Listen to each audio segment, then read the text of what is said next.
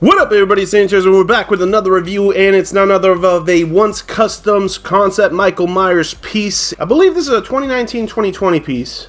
Or I could be wrong, maybe 2021, I'm not too sure. This is a one-of-one, but I've seen others in this style, maybe with a different head sculpt. I know somebody's trying to sell one of these as well. I got lucky, I got this from my friend Paul Manzi, and at first I wasn't a big fan of it. Not because it was bad, because I wasn't a huge fan of the concept. But when I got this in hand, or I seen it in hand, I was like, woo! We gotta do some deal to get this. And we did. Stay tuned for the review.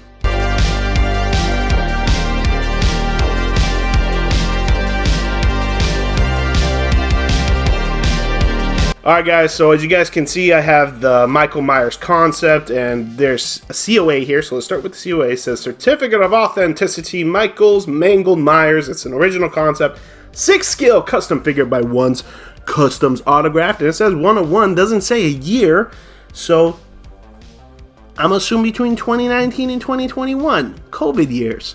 So anyway, as you guys can see, I have the COA posed on this base, and this is the base that it came with by Once Customs. This is the dial I made for myself for a Myers. I just didn't know what Myers until I saw this, and I was like, that'll go perfect. But anyway, let's start with the dial that came with this piece. It's a fully sculpted dial on a wooden base, but the sculpting on top of the sidewalk is hand sculpted by Once himself, and it's done really good.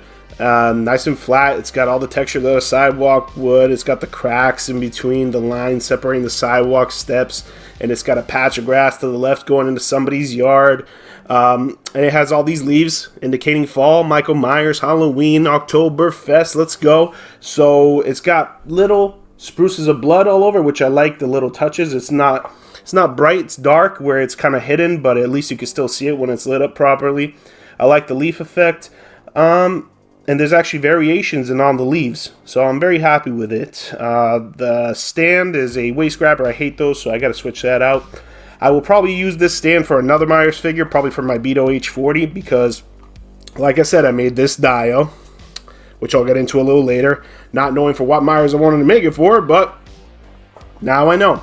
Also, it comes with an accessory here, which is a pumpkin, and it is a jagged tooth pumpkin with the devil eyes, kind of reminiscent of the Rob Zombie H1 pumpkin, but this is more conceptual, or maybe kind of like an H6 pumpkin. Painted nicely. It's got a drop of blood streaking down from the top to the bottom. The stump of the pumpkin at the top is painted nicely. It's actually half a pumpkin, so it's half a cast. The bottom, it's just, it still stands even though it's half a cast. I wish it was a full pumpkin, but it is not, so that's a little bit of a bummer, but it happens. What can you do?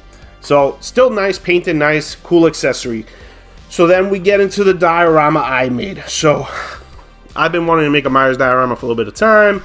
I just didn't have time because I'm always swamped doing certain things, like getting runs organized, maybe doing some sculpting and this and that with my crew, figuring everything out. So I found the time, made the dio, and I was like, what do I want to do? I want to do like a burnt down version of the Myers house, and have some pipes and some water residue leaking through, and it has affected the porch, and the water seepage has gone into the yard, and as you guys can see, that's what I did. So it starts off with a boulder in front of the house into the yard, and obviously, as you guys can see, on the back wall that I made of the burnt house, you can see the fixtures, you know, all the wood that would be inside a wall, and I made it look burnt everywhere on the edges, and I made some copper piping going through where plumbing would be, as like type E or A plumbing, as you could say. It's a different type of plumbing you use for water, hot and cold, I don't know, but that's the copper you use.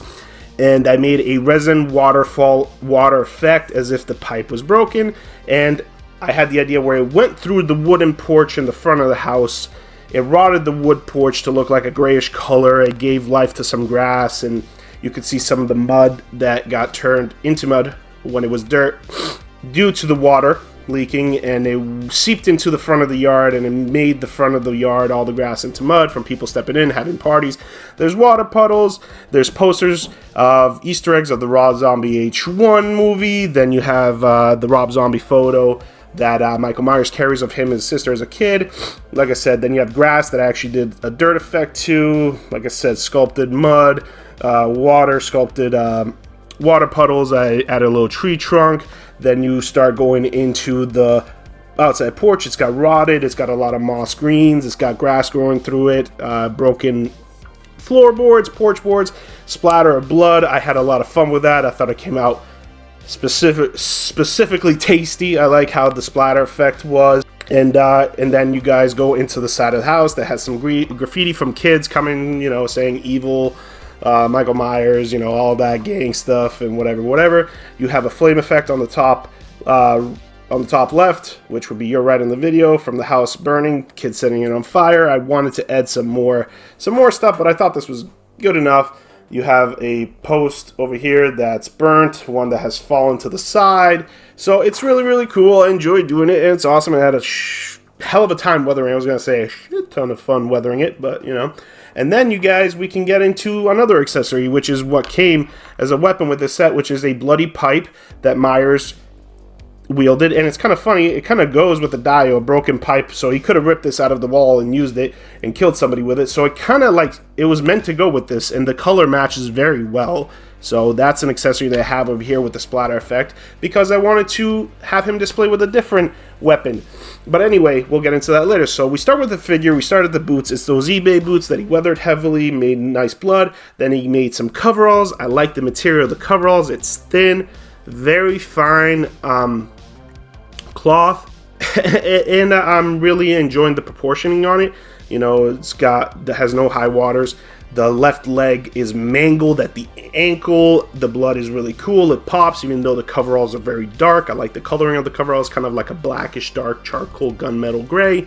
As you move up, he's got pockets. It's double stitched on the side. The knee's all messed up, and he's got blood pretty much soaked in everywhere. And you can see spruces of it here and there, specifically on his left forearm. His elbow's all mangled up. You know, he's got leaves residue all over him, probably because of the wind effect, and it's wet and it's raining.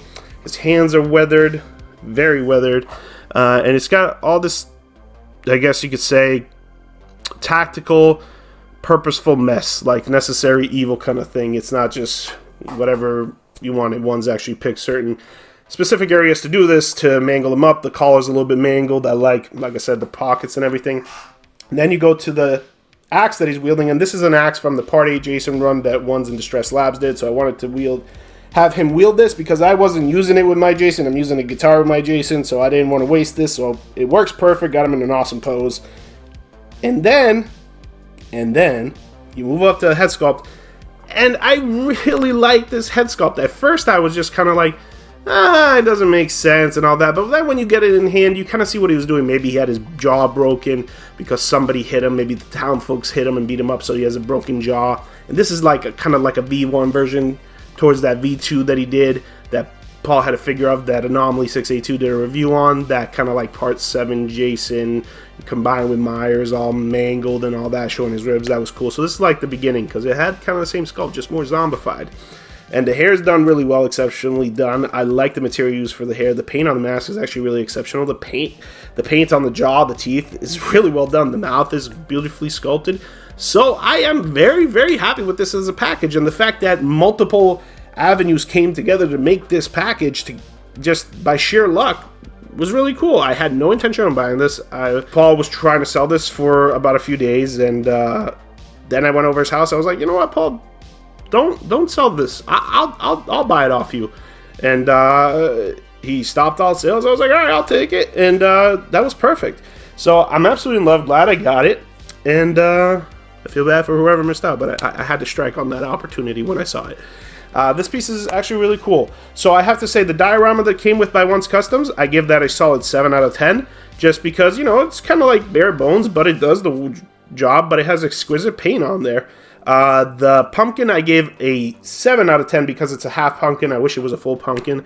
Weapon-wise, it only came with the pipe. I did wish it came with a knife or like an axe that I didn't have to add myself, so I'll give that like a 6. But figure itself, I honestly have to give it a 8 out of 10. I like the coveralls, I like the proportion, I like the weathering, and I like the head sculpt. And I like the package that it is in. I'm not going to rate my dio. That's for you guys to rate. I will never rate my own pieces. So yeah, very happy, and I hope you guys enjoyed the review. I hope you guys enjoyed the dio I did, and I still gotta say, Paul Manzi's still the king of dios when it comes towards one's custom stuff, because I can't compete, but I just had fun for this for myself. This was a hell of a lot of fun. But also, I gotta say, shout out to Paul Manzi for making this beautiful here name plaque that says Galactables. I appreciate him. That's my dude right there. You know, we're kind of like ride or die. So shout out to Anomaly 682, One's Customs, David Tucker, Andrea Pani. You know, oh God, who else? I got so many people I gotta thank. So as always, hey, shout out to you, Scott. Scott Weinberg is the man. I love that man. That dude's my Ima, which in Jewish it means mom. He's always caring for me. I'm always checking in on him. Go check out his YouTube channel, Scott Weinberg Videos. He does awesome like sideshow figure reviews, custom reviews, Rain Man reviews, Mini-Me reviews. The dude is solid, knows his movies. You get a different experience over there that you won't get anywhere else. Please check him out. Give him a subscribe. The dude is the man, and love that dude for life. But other than that, guys, thank you so much for watching this video. Stay sick, conquer your collection. I've been your host, Daniel Terzo. Peace.